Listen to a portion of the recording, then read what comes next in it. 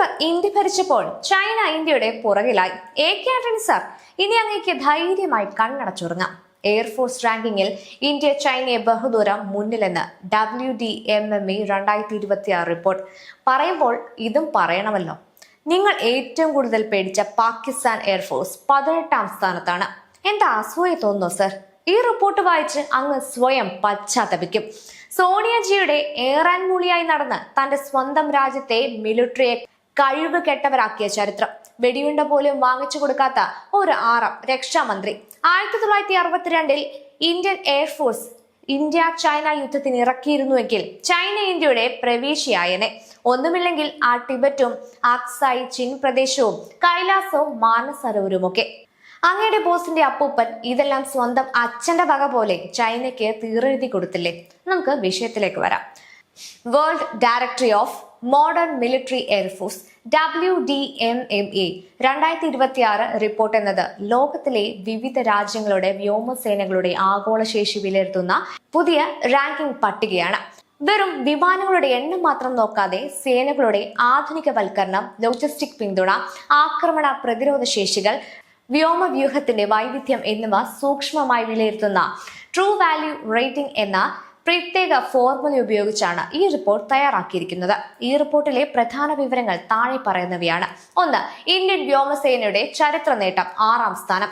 ലോകത്തിലെ വിവിധ വ്യോമസേനാ വിഭാഗങ്ങളുടെ വ്യക്തിഗത റാങ്കിങ്ങിൽ ഇന്ത്യൻ വ്യോമസേന 69.4 TVR സ്കോറോടെ 6ാം സ്ഥാനം സ്വന്തമാക്കി ചൈനയെ മറികടന്നു.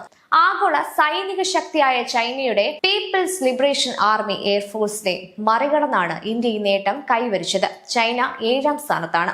രാജ്യങ്ങളുടെ പട്ടികയിൽ ആഗോള റാങ്കിങ്ങിലെ 10 സ്ഥാനങ്ങൾ.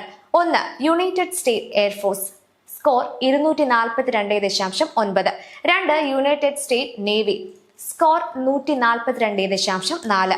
3. Russian air force score 114.2. 4. United state army score 112.6.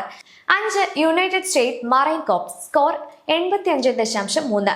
6. Indian air force score 69.4. 7. Chinese air force score 63. 8. Japanese air force score 58.1. 9. Israel air force score 56.3. 10.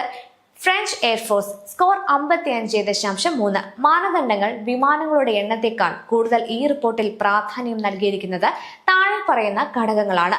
വ്യോമസേനകളുടെ സന്തുലിതാവസ്ഥയും യുദ്ധസന്നദ്ധയും സാങ്കേതികതയും ആധുനികവൽക്കരണവും പ്രാദേശികമായി വിമാനങ്ങളും പ്രതിരോധ സാമഗ്രികളും നിർമ്മിക്കാനുള്ള ശേഷി, പ്രത്യേക ദൗത്യങ്ങൾക്കുള്ള വിമാനം പരിശീലന സൗകര്യങ്ങൾ. ഈ റിപ്പോർട്ട് പ്രകാരം അയൽ രാജ്യമായ പാകിസ്ഥാൻ വ്യോമസേന 18ാം സ്ഥാനത്താണുള്ളത്. ചായക്കടക്കാരൻ രാജ് ഭരിച്ചപ്പോൾ ചരിത്രം മാറിയത് കണ്ടോ? നമ്മുടെ ചങ്കിലെ ചൈനയും നമുക്കും കീഴെയാണ്. ഡിഗ്രി സർട്ടിഫിക്കറ്റ് വെച്ച് നാട് ഭരിക്കാൻ ഇറങ്ങിയവന്മാരല്ല, നെഞ്ചുറപ്പും നട്ടലുമുള്ളവൻ ഭരിച്ചപ്പോൾ കിട്ടിയ റിസൾട്ടാണ്. എന്താ WDMME നോക്കിയത്? എണ്ണമല്ല, quality. 1. Fleet balance Su-30 MKI 370+, Rafale Tejas Mk-1A, C-17, Apache, Chinook അടിമുടി വൈവിധ്യം. 2. മോഡേണൈസേഷൻ തുരുമ്പെടുത്ത സാധനമല്ല, മൂർച്ചയുള്ള ആയുധം. 3. മെയിൻ്റനൻസ് വിമാനം പറത്താൻ മാത്രമല്ല, പറപ്പിച്ച് തിരിച്ചിറക്കാനും അറിയാം. 4. ഫോഴ്സ് റെഡിനെസ് 24/7 പോരിന് റെഡി. അതുകൊണ്ട് 3733 വിമാനമുള്ള ചൈനയെ 1716 വിമാനം കൊണ്ട് നമ്മൾ തൂക്കി വാരിയത്.